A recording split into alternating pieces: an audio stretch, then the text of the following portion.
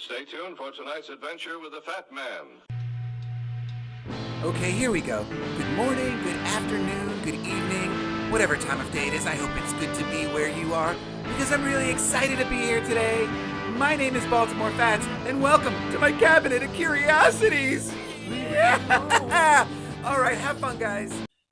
All right, so we're going with the history of museums, and I'm sure it'll come as no surprise to anyone that in Mud City, museums are merely tools of the Royal Society that they use to control the narrative. Right? Museums are just visual adjuncts that support what society-approved education facilities are filling people's minds with. And museums are a very important tool because visual displays are universal. With the right tableau, tip of the hat to Mrs. Jarley, right, you can convey just about any message you want, regardless of language barriers. These clever people understood that seeing is believing, and so museums just visually support their false narrative. And not only with history, but the other arts and sciences as well. With art museums like the Louvre or the Metropolitan Museum of Art in New York, but especially with your local science centers. Right? And I say local because I'm certain every mid-sized or larger city in America has one of these science centers, which are, of course, geared towards children, right? Because you have to get them while they're young, right? But as said, the purpose of museums is to imprint a specific set of information or data into the human subconscious, right? And this is the most important aspect of the function of the museum. But museums serve another greatly unheralded purpose.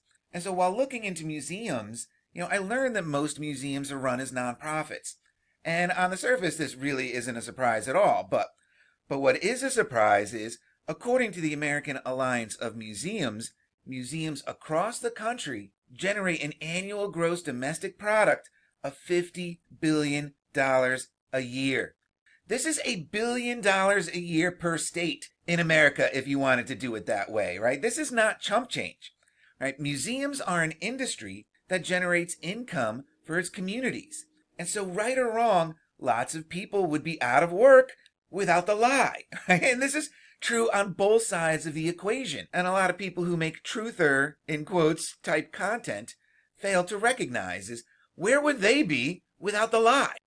And so the economic impact of museums aside, Falcon's maze for the history of museums begins, of course, with the word itself, which is fairly self-explanatory, right? Museums get their names from ancient Greece and the temples of the Muses, which pop up in the mid-6th century BC in a place called the Valley of the Muses. And this, of course, happens during the festival for the Muses, right? Because these artistic, poetic, naturally philosophizing types, they throw this big old party for themselves in the Valley of the Muses. And when it's over, they leave behind these votives or gifts or other sacrifices, what have you, to their respective muses. Muses like Calliope, who was the muse of epic poetry and mother of Orpheus the Argonaut. Right, the original Pied Piper and patron god to our boy Francis Scott Key. And Orpheus, of course, is connected to the McMecca alignment with his presence at Fort McHenry. That's a lot of interesting stuff just to pull from the word, right? And so with the etymology out of the way, I just had to ask Jambi what he had to say about museums. And he told me that in the Hebrew Gematria, the word museum adds up to 555. And 555 is an interesting number because it connects with the discernment between good and bad spirits, right? Which is a very helpful thing because you certainly wouldn't want any of those good spirits mucking up your fake history, arts, and sciences, now would you? Right? No, absolutely not, right? And 555 is also connected to desire and lust, which is amazing because what do our controllers desire and lust for more than anything else? Why, that's right. Control over every aspect of our lives, right? That makes them horny AF. and then we have the swift attack. And so what are the main galleries of museums designed to do but to overwhelm? You walk into the grand concourse of any major museum and they overwhelm you with what they have, right? So, but maybe best of all, 555 is also an angelic number. It's a harbinger of change, transformation, and new beginnings. And isn't that what museums do? right? They transform and change how we view the past. And even more so, what museums do is that they create impressions in the human psyche of events that modern humans weren't there for and call them fact, right? Seeing is believing, right? This is the job of the museum. Show people stuff so they'll believe it. And so right from Jump Street with the Gematria, museums are very interesting, right? That 555 makes a lot of sense. And so jumping to the English Gematria, you get a 12 when you add these numbers up. And, we know how our controllers love their 12s, right? And in the simple Gematria, museum adds up to 92, which when you add 9 and 2 together, what do you get? That's right, you get an 11. Of course, museums are gateways. And so the Gematria for the word museum is a lot of fun. But a little bit later on in my investigation, when I read that the first museum built as an educational facility was called an institute, it triggered the thought in me that museums are institutions institutionally instituted to institute, right? And that thought makes me happy, right? So much so that I asked Jambi about the word institute as well. And unfortunately, the Hebrew 653 doesn't really do anything for me. And the English 822, when you add this up, you do get a 12. So the same as with museum in the English Gematria. So that's kind of cool. But this 137 in the simple Gematria, this is amazing because of the 137 code, which some lovely commenter turned me onto some time back. And thank you, whoever you were. I'm sorry I couldn't go back and try to find the video where that comment was. But, when I went to reference the 137 code for this video, the first thing that Googly gave me was that 137 is an exit code, indicating that a process was terminated by the operating system, usually due to exceeding its memory limits. And so, is that what happened? Right? Did the old world just run out of memory and the program terminated it, placing a new program over fragments of the old program, and that all the old world architecture and ancient wonders and all the other things people are curious over, right? These things really have very little, if any, meaning in the paradigm that the controllers have laid out for us today, right? It's just leftover junk. It doesn't mean anything, and so I really sort of love that thought. Anyway, it's just interesting that 137 is an exit code. And so moving on, the word Kabbalah also adds up to 137 in Hebrew Gematria. And so the word Kabbalah means to receive wisdom. And, this makes sense in correlating sort of the Kabbalah with museums, right? 137, institutes rather. And Kabbalah is also its own sort of Hebrew cultish thing, right? I don't know, I'm not up on those practices, but what's really interesting to me about Kabbalah here is that Kabbalah is also a compound word of Kabbah and Allah.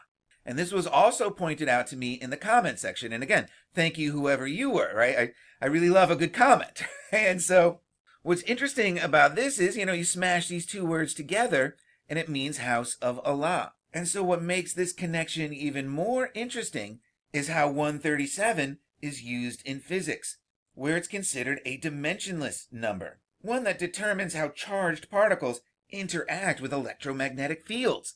And so I'm not exactly sure how all of that works and, what it means to be dimensionless. But being dimensionless is interesting because in physics, 137 is also considered both a fine structure constant and a fundamental constant. And it's a number that seems to be woven into the fabric of the universe. Right? The drapers strike again. But if this is true, that 137 is woven into the fabric of the universe, and Kabbalah is a compound word meaning house of Allah, and Kabbalah equals 137, and 137 is this dimensionless number, then it's easy to see how the Kaaba of Mecca could be a possible gateway between dimensions. And to make this even sweeter, Ishmael and his mother, Hagar, right, Abraham's son and wife respectively, are said to be buried in the semicircle in front of the Kaaba. And Ishmael was how old when he died? That's right, he was 137, right? So is this a coincidence? Yeah, I don't know. You tell me. But all of this barely scratches the surface of the 137 code. You guys should check that out if you're unaware of it. And it is just an amazing number to come up while looking into museums and institutes. And so to close it out on the 137, when you add these numbers together, of course, you get an 11, right? Further solidifying the 137 gateway status. And all of this amazing information comes before we've learned anything about the history of museums, which the gatekeepers tell us have been with us since ancient times. And that's a key element in the Schadenfreude, isn't it? That what's old is new. And they tell us that the first museum in history was this Enningaldi Nana's Museum, and it was founded in 530 BC-ish, which is right around the same time that the Greeks were partying in the Valley for the Muses. And Enningaldi Nana's Museum was located in Sumeria, the traditional home of the before-mentioned Abraham, who was patriarch of the Judeo-Christian Islamic dogma that avails the world today. And Enningaldi Nana's gets its name from its alleged proprietor, Princess Enningaldi, who was daughter of the last native-born king of Babylon, Nabonidus, who saw himself as a religious reformer, and in his efforts to replace Babylon's chief god Marduk with his own personal patron god, Sin, god of the moon, he ordered that the temples of Marduk be rehabilitated and outfitted for the worship of Sin. And so some of these temples were thousands of years old by this point, and the workers kept digging up these relics and artifacts representing much older gods and kings. And Nabonidus was fascinated by these discoveries, and he became the first person of historic record to attempt to date a recovered object based off a king's list, essentially making him the first archaeologist. And he loves this hobby so much that he asks his daughter Enningaldi, whom he has married off to the moon god Sin, by the way, making her high priestess of the moon cult of Nabonidus asks her to organize and label and showcase these uncovered relics in what plays out to me as a glorified trophy room. And so the mainstream narrative tells us that this is the first museum, in quotes. But about 200 or so years after Enningaldi Nana created her museum, right at the height of muse worship in Greece, our new friends the Ptolemies, influenced by all the poetry, history, and philosophizing being done by the likes of Herodotus, Homer, Plato, and Aristotle, they open a school for the gifted at Alexandria, featuring that famous Alexandrian library everybody likes to talk about, and its adjacent museum, which was called the Institute. Right? And so this arrangement actually plays out to me like this could be one of history's first think tanks. The big brains would gather in Alexandria and were there to counsel the Ptolemies more than for, say, egalitarian purposes, right? But that's just pure speculation on my part. But one interesting thing I noticed while putting this slide together was that at the end of this street, there's a Canopian gate, which makes sense, right? Because Ptolemy II gives the star Canopus its present name. And Canopus, of course, aligning with the black stone of the Kaaba. So I think it's safe to say that the Canopian Gate of Alexandria is aligned with Canopus the star in some way. But what's really interesting to me is that the gate opposite the Canopian Gate is the Moon Gate, which suggests a relationship between the moon and Canopus.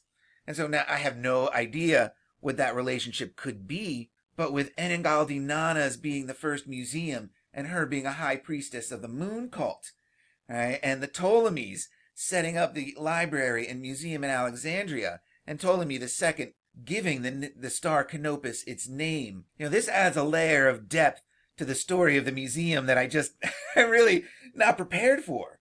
But unfortunately, as close as Alexandria sits to the McMecca alignment, right, this line doesn't go anywhere near Mecca. Right, but that doesn't mean anything, right? It just means something else. But it is clear that the Ptolemaic pharaohs of Alexandria closely related the moon and Canopus. All right, the story of the museum just gets curiouser and curiouser. But unbelievably, according to the gatekeepers at Wiki, the story of the museum goes cold after the sacking of the Library and Museum of Alexandria in the 3rd century AD. And it's not until Pope Sixtus IV opens the museums on Capitoline Hill in Rome in 1471 AD that the museum resurfaces. This is a 1,200-year gap. In 1471, Europe is in the middle of the Renaissance. The Catholic Church is full steam ahead with its university system of knowledge disbursement. because colleges have been popping up all over the place in the preceding and forthcoming years. That is just a strange gap in the story of the museums. I mean, were the Chinese not creating museums at this time or any other culture that's been around? But that's the way the gatekeepers lay it out. And so, one interesting thing is that Sixtus IV here is also allegedly responsible for hiring Michelangelo to do the Sistine Chapel, right? So, I don't know, make of that what you will. But apparently Sixtus here misses out on the opportunities museums could afford for Catholic universities because the church doesn't really do anything with them. Essentially just making these museums on Capitoline Hill Rome's public trophy rooms. But it's from here that the private collectors of the 15th, 16th, and 17th centuries take their cue, because it's with private collectors' wonder rooms, or cabinets of curiosities, as they would come to be known, that museums as we think of them today begin to take shape. As the wealthy families of Europe began consolidating and solidifying Europe to their liking, right, the patriarchs of these families would sometimes amass collections of things along the way. They would create these trophy rooms for themselves, and they would invite each other over and Commander McBrag themselves up some lies about how such things came to be in their possession. And, of course, these commanders, right, they love themselves a little gamesmanship and a little one-upsmanship, and some of their objects of natural history were faked. You don't say. These commanders, they wouldn't just continue faking objects of natural history, would they? No, absolutely not. But it's out of these sort of collectors' clubs that the antiquarian is born. And so too, perhaps, the false historical narrative used by our controllers today. Because during the last years of Queen Elizabeth I's reign, there were enough of these influential antiquarians to form a college. Right? It was their express purpose to construct a detailed and credible account of the origins and development of the English people. So, now, why would they need to do that? Could it be because the people of Britain, extant as they were at the time, had just been scooped up by recovery crews and needed a unifying history to make them more compliant? I don't know. That's just the way Mud City sees it, right? But that was this College of Antiquaries' purpose, right? To create a history for the people of Britain, regardless of however or why ever they needed to do it. So in Mud City, right, it could be these antiquarians who are responsible for the stories of the Celts and the Anglo-Saxons and the Vikings. But who knows? I don't know. But this college kicks around for about 11 years. 11, right? It's a gateway college before King James shuts it down, ostensibly because he's skeptical of their work, but this reads more to me like a move to minimize the visibility of the players in court. Keep their history of Britain on the down low for the time being. But in the years after the college is abolished, interest in such society remains high, especially after Francis Bacon's posthumously published book, New Atlantis, comes out. And A New Atlantis is a major entry into early utopian literature. And in this book, the top hat imagines a technologically advanced, isolated island where people live in equality and harmony.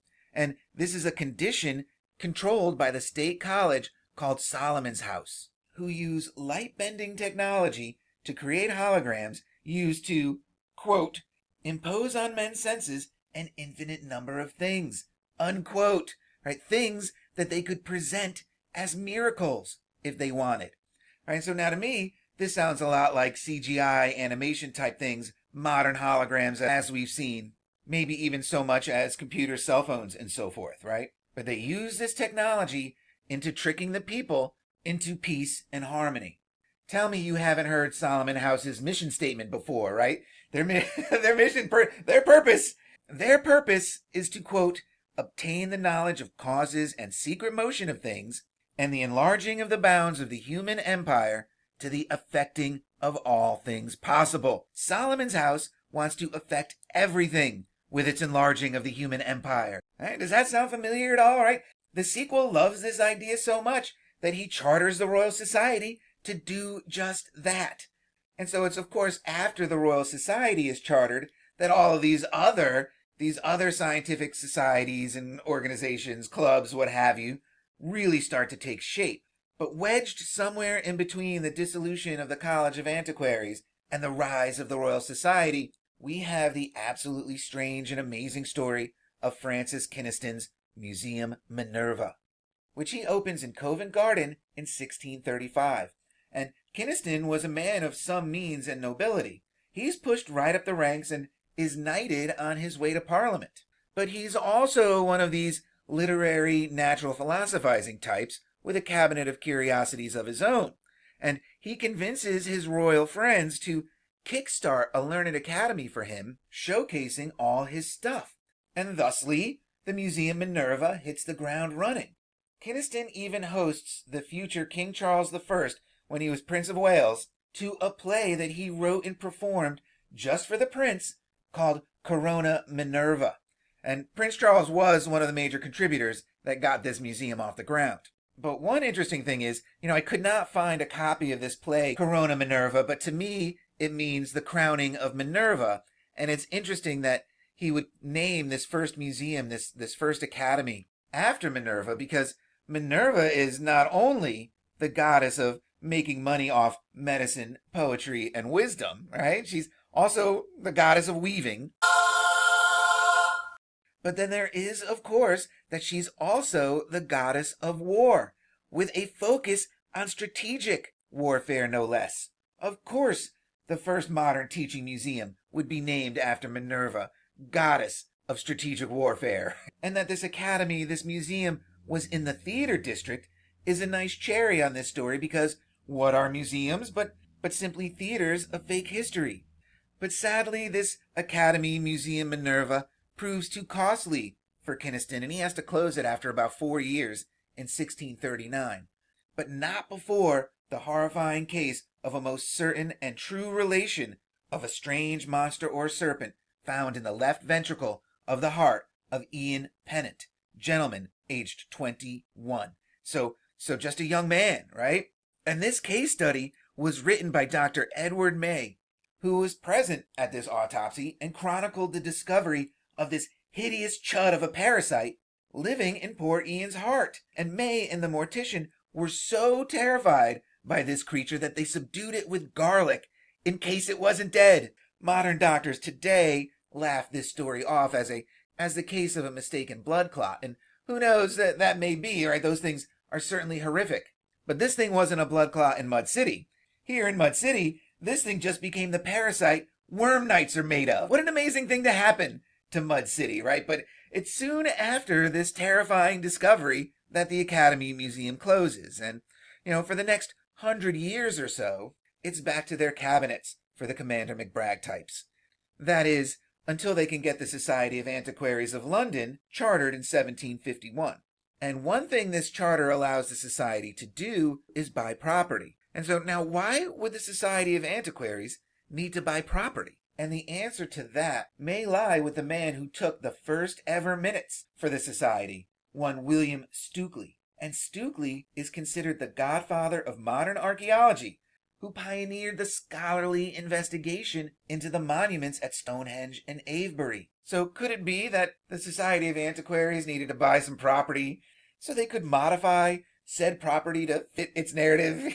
I don't know. But this is an interesting little convenient coincidence here with Stukely and Stonehenge being so clearly modified. Or maybe the Society of Antiquaries of London needed property to build museums. Is it a coincidence that within 2 years of being chartered, the London Museum opens? Maybe. But one thing that needs to be brought up real quick before moving on is that the first meeting of the Society of the Antiquaries of London took place at Mitra's Tavern of Fleet Street, right in the heart of darkness. And even better, mitras are what the ceremonial headgear of bishops are called. So Mitra's Tavern is the place where the priests went to get their drunk on with their co-conspirators.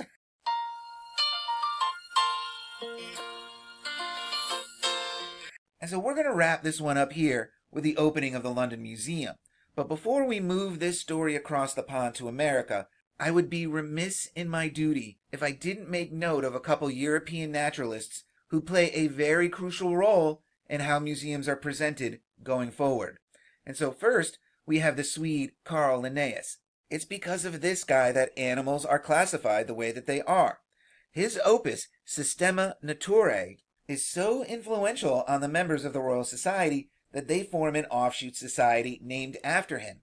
And it's come up in the past, a lot of our favorite folk are members of the Linnaean Society. It's a very important society when it comes to introducing elements of the Great Deception. And in a fun aside, we wouldn't have the game 20 questions today if it weren't for Caroli Linnei, because it's because of him that we classify things as animal, mineral, or vegetable. So that's a lot of fun, and there's going to be more with Caroli Linnei down the line, trust me. And one last guy that I really want to talk about before closing this one out is the Comte de Buffon. He is definitely a player moving forward because of his role in America, and that sort of makes him the perfect bridge between this and the next episode. He's a naturalist, and he publishes this 3-volume set called Histoire Naturelle, and it is so well loved by the founding fathers in America that they invite him over here, and they elect him a foreign-born fellow of the American Philosophical Society. And so they didn't just hand these things out to anybody. This guy is connected to mathematics and probability theory and all kinds of other things, right? This dude's resume runs deep and is no joke. But Buffon certainly has a sense of humor, right? Because my man is clearly rubbing his belly and playing with himself at the same time, right? What? Yup. And so, anyway, that's all I have for this one. Be sure to stay tuned for the next numbered and cataloged episode. And remember, just because you don't know the truth doesn't mean you can't have fun with the lies, right? And so, until the next one, cheers.